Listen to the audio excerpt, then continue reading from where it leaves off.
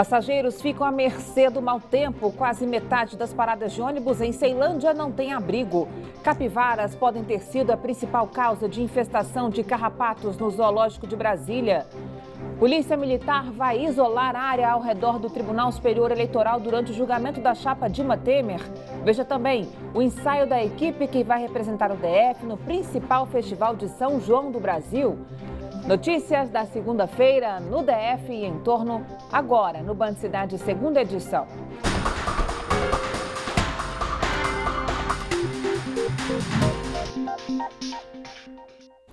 Olá, boa noite para você, seja muito bem-vindo.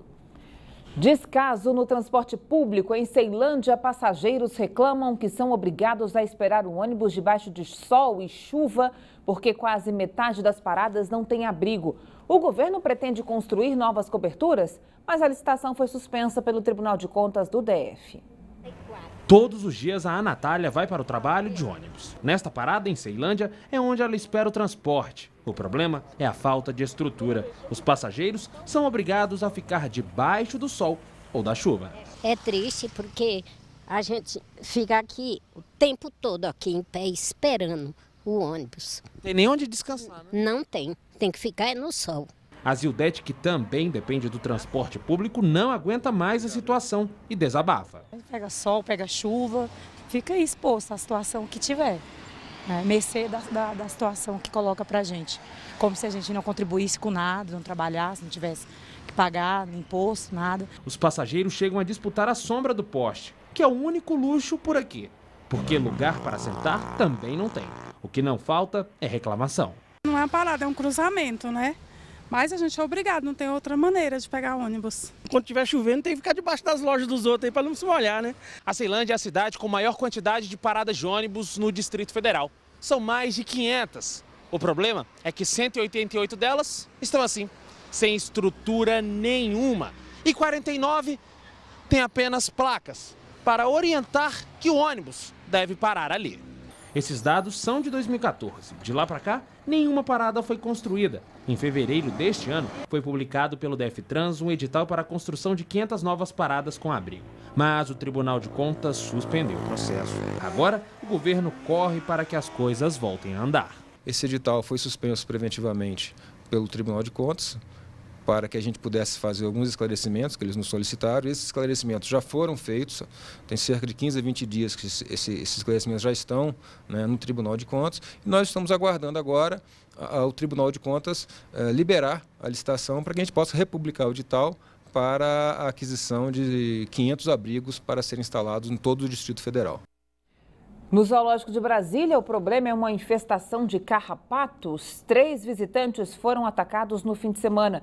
Nos humanos, a contaminação pode causar doenças graves, como a febre maculosa. O caso está sendo monitorado pela Secretaria de Saúde. A infestação de carrapatos no zoológico do Distrito Federal pode estar ligada às capivaras que andam livremente por todo o parque. É o que revela a Secretaria de Saúde. A partir desta semana, nós vamos iniciar uma investigação conjunta com a equipe do zoológico para esclarecer o problema. O grupo de animais de monitoramento de possível transmissão da febre maculosa são as capivaras. E dentro do zoológico nós sabemos que tem alguns grupos de capivara, então nós vamos priorizar a investigação nesses grupos. O órgão começou nesta semana uma investigação sobre o caso depois que 3 pessoas de uma mesma família foram atacadas pela praga. A família estava em um passeio no zoológico no último sábado. A suspeita é que outros visitantes possam ter sido picados. O importante é que procure imediatamente um atendimento médico e que faça o diagnóstico para saber se houve a transmissão de alguma doença pelo carrapato e começar o tratamento de imediato. E lembrar de notificar a Vigilância em Saúde para que a gente tome as medidas de controle, né? Junto com o zoológico, esperamos já esclarecer o problema da infestação de carrapatos esta semana e adotar as medidas de controle lá no zoológico. A capivara é um hospedeiro natural do carrapato que transmite a febre maculosa. A preocupação agora é que haja transmissão dessa febre que pode levar à morte. Nos últimos 17 anos, a capital registrou 3 casos. O último foi em 2016. Em nota, a direção do zoológico disse que durante o período da seca é comum a ocorrência desse parasita em áreas verdes. Ressaltou que essa é a primeira vez que a fundação recebe esse tipo de ocorrência e vai investigar e tomar as medidas necessárias para garantir a segurança dos visitantes. E ainda falando de saúde pública, hoje foi o primeiro dia de vacina contra a gripe para toda a população. Como você viu aqui no Band Cidade, o Ministério da Saúde não alcançou a meta de imunização e decidiu liberar a campanha para todas as pessoas. Aqui na capital, pouco menos de 80% do público-alvo procurou atendimento. Agora é a vez de quem queria tomar a vacina, oferecida de graça na rede pública de saúde, mas não se enquadrava no público-alvo. A orientação do Ministério da Saúde é válida em todo o país até durar o estoque. O motivo é a baixa adesão da população selecionada para receber a imunização. Acho bom, né? Porque todo mundo tem gripes, né? Aqui no Distrito Federal, pouco mais de 548 mil pessoas foram vacinadas contra a gripe, o que representa menos de 80% do público-alvo. A abertura da vacinação para o restante da população causou fila. No posto de saúde da 208 Norte, Vitor teve de esperar 45 minutos para ser imunizado. Já vim logo antes de trabalhar, passar aqui, fiquei só uns 45 minutos na fila, mas está muito bom. Antônio também aproveitou para tomar a vacina com os filhos, Matheus e Caio. Para evitar de ter que pagar, né? Então já vemos no primeiro dia que já é uma economia que se faz, né? Neste ano não houve ocorrência confirmada do vírus H1N1. Já em 2016, foram 10 mortes relacionadas a esse vírus. A campanha de vacinação contra a influenza aqui no DF começou no dia 17 de abril. Começa nesta terça-feira no Tribunal Superior Eleitoral o julgamento da chapa Dilma Temer. Para evitar confrontos, a Polícia Militar está preparando um esquema especial de segurança. A área em volta ao TSE será isolada e o Congresso Nacional vai receber um reforço no policiamento. O policiamento na área próxima ao Tribunal Superior Eleitoral começa às 11 horas da noite desta segunda-feira. Já esperando de 5 a 10 mil manifestantes, a Polícia Militar começou a traçar um esquema tático. Desde o último domingo, a Polícia Militar tem trabalhado para garantir a segurança do protesto previsto para os 3 dias de julgamento da chapa Dilma Temer no TSE. Passageiros que vieram de ônibus de outros estados para o Distrito Federal foram abordados. No entanto, o trabalho mais ostensivo deve ser feito a partir desta terça-feira, com o isolamento da área próxima ao Tribunal Superior Eleitoral. Sabemos que na Praça dos Tribunais Superiores temos pontos sensíveis, a exemplo TST e STJ, bem como algumas embaixadas, com foco principal para a Embaixada dos Estados Unidos. E a depender do resultado do julgamento, nós sabemos que as pessoas podem exercer o seu livre direito de manifestação no Congresso Nacional, na Esplanada dos Ministérios. Então, nós também vamos contar com reforço de policiamento no Congresso Nacional. Somente funcionários do tribunal e advogados que tenham audiência terão acesso liberado. A partir dos 2 balões que ficam próximos ao local, as pistas serão isoladas. Os manifestantes ficarão em um estacionamento próximo ao TSE. Foi reservado aos manifestantes uma área próxima ao próximo ao TSE, que é um estacionamento bastante amplo, iluminado, que vai favorecer que os manifestantes acompanhem a votação que está se dando no plenário. Desta vez, os manifestantes não passarão por revista prévia, mas a Polícia Militar garante que dentro do protesto terão grupos táticos que poderão fazer abordagens caso haja necessidade.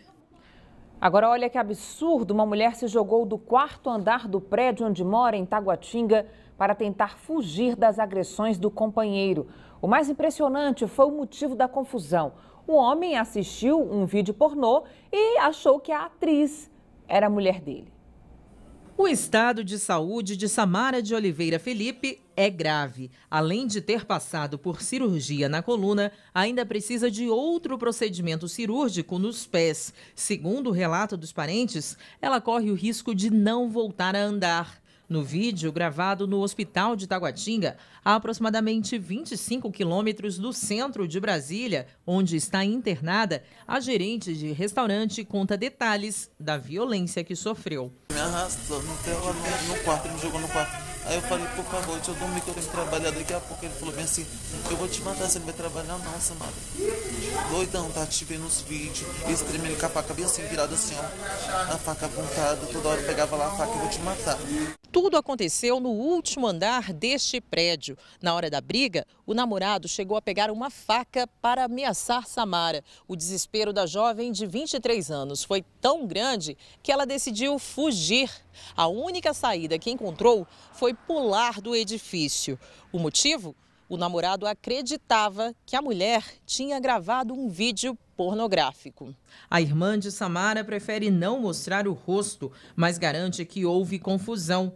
O companheiro da irmã, Tiago Dantas, estaria drogado ao ver o filme. Ele estava transtornado, estava drogado, entendeu? Eu não sei qual foi a intenção dele, o que ele estava fazendo na internet. Só sei que ele encontrou uma moça lá, uma atriz pornográfica muito parecida com ela, mas não é ela, certo? E por ele estar no fato drogado, ele imaginou que podia ser ela ou ele pensou que era ela. O caso ainda está sob investigação. A polícia ainda não sabe o paradeiro de Tiago. Ele havia sido autuado em flagrante por injúria, difamação e lesão corporal, mas pagou fiança de R$2.000 e foi liberado. A irmã de Samara disse que o casal vivia junto há 2 anos, mas estava em processo de separação. Samara chegou a procurar a delegacia por pelo menos 2 vezes este ano para denunciar o companheiro.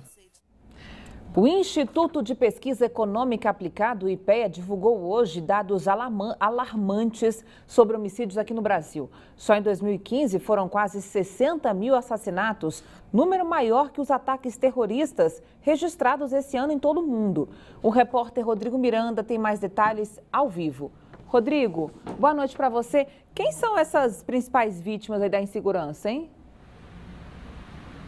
Boa noite, Carol. Boa noite a todos que acompanham o Band Cidade. De acordo com a pesquisa, os jovens do sexo masculino e também com baixa escolaridade são os principais alvos da violência aqui no país. Em seguida, aparecem as pessoas negras.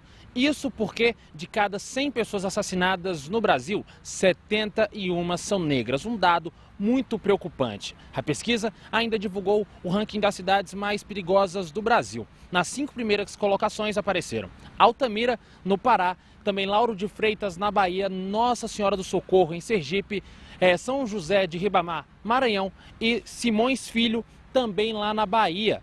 As regiões Norte e Nordeste têm 22 municípios entre os 30 mais perigosos do Brasil. Aqui no Distrito Federal, em 2005, o primeiro ano da pesquisa, ocorreram 657 homicídios. O ápice foi no ano de 2012, quando foram registrados quase 1.000 homicídios aqui na capital do país. Já no ano de 2015, o último ano aí dessa pesquisa, que foi divulgada agora, foram registrados 742 assassinatos. Carol.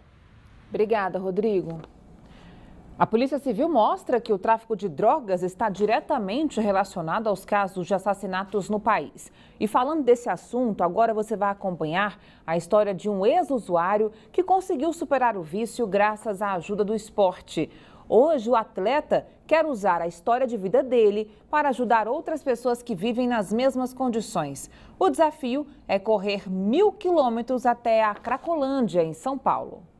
Quem vê o Carlão assim, cheio de força, nem imagina o que ele já enfrentou como usuário de drogas. Foram quase 15 anos sem sonhos. Foram 15 anos de escravidão.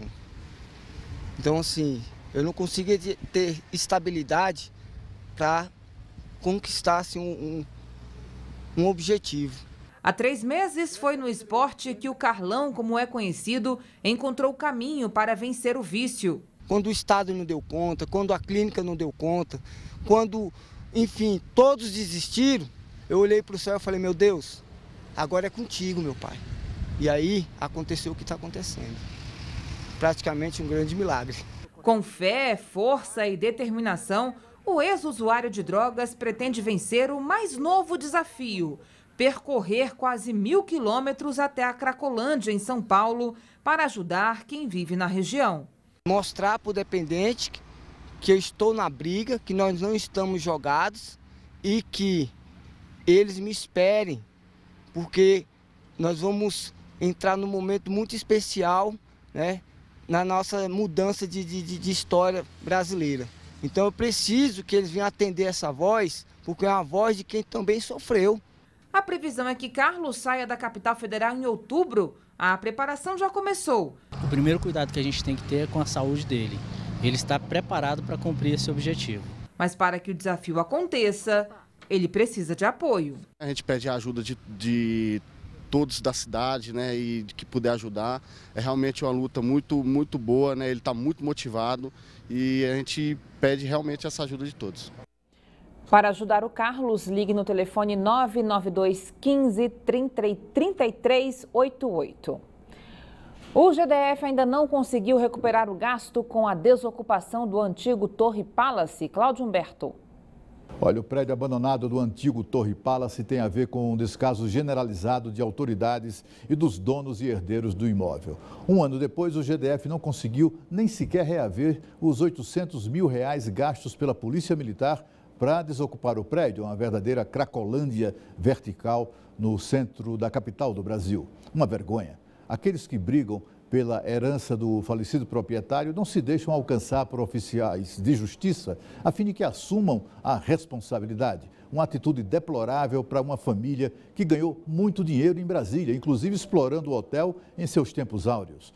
Para enfrentar esse desprezo dos proprietários por Brasília, o GDF deveria desapropriar o prédio e fazer ali um hospital, uma escola pública, por exemplo. Mas é fundamental transformar isso em precatório para que esses irresponsáveis só recebam essa indenização ou dinheiro daqui a uns 30 ou 40 anos, como merecem. Nós mostramos aqui no Band Cidade na sexta-feira que as farmácias de alto custo estão com 53 tipos de medicamentos em falta dos 200 que são disponibilizados. Um deles é o Mestinol, usado para quem tem miastenia graves, uma doença que enfraquece os músculos. Hoje, a nossa reportagem recebeu a resposta do laboratório Delta, responsável pelo remédio. A empresa informou que o problema não está na produção e sim na distribuição. Mas algumas caixas já foram enviadas para os pacientes em estágio mais grave da doença. O laboratório informou que tem um estoque de aproximadamente 50 mil unidades do medicamento, o suficiente para 3 meses de venda, além do que está sendo produzido normalmente.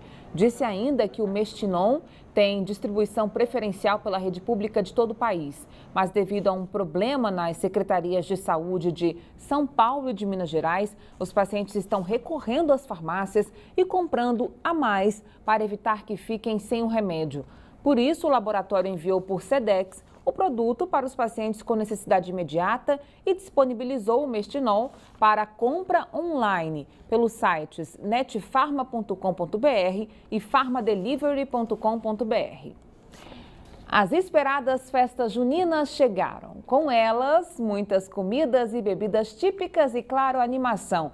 E se engana quem pensa que aqui no DF não tem tradição com as quadrilhas. Uma delas, a Formiga da Roça, vai se apresentar nos 2 maiores São João do país, em Caruaru, Pernambuco e Campina Grande, na Paraíba. Nós fomos acompanhar um ensaio, veja só. Na cidade de São Sebastião, o primeiro passo já foi dado. Maquiagem feita, penteado produzido e figurino personalizado. Agora é só colocar o sapato e ir direto para a dança. É assim que os 42 casais da quadrilha Formiga da Roça se preparam para a noite de São João. A quadrilha ela surgiu em uma igreja situada em São Sebastião com a intenção de brincar e de divulgar a cultura popular.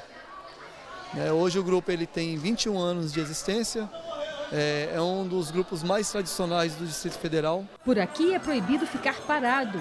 Música e sincronia também fazem parte do grupo. E olha que tudo isso é apenas o ensaio. Esse coreógrafo conta como faz para unir alegria, cultura e ritmo em uma dança. A gente começa com um tema e depois a gente começa com a pesquisa das linguagens da cultura popular nordestina. Então a gente traz outros elementos como frevo, ciranda, maracatu, caboclinho. E parece que deu certo, a quadrilha já está de mala pronta para se apresentar em Pernambuco, Paraíba e Brasília. Sem patrocínio, eles se ajudam para pagar as viagens. Para isso, vale até cozinhar. Para arrecadar dinheiro, o grupo fez uma galinhada de dar água na boca. É através de rifas, através de cada um tirando do seu próprio bolso, às vezes do seu próprio sustento, para conseguir levantar as despesas e os custos para fazer as suas indumentárias e tudo mais. O tempero para tudo isso é simples. Muita garra, muita força, união, ter o espírito de família. Aqui na nossa quadrilha a gente é bem família, a gente tem muito amor pelo que a gente faz. Acima de tudo, determinação. A quadrilha tem que estar determinada, ela tem que ter um foco, ela tem que saber o que tem que fazer, no horário certo que tem que fazer, ela tem que ter disciplina, que isso você tem que ter em tudo, ela tem que ter motivação também. Noivos, dançarinos, banda e muita animação. Já pode ser abençoada a melhor época do ano.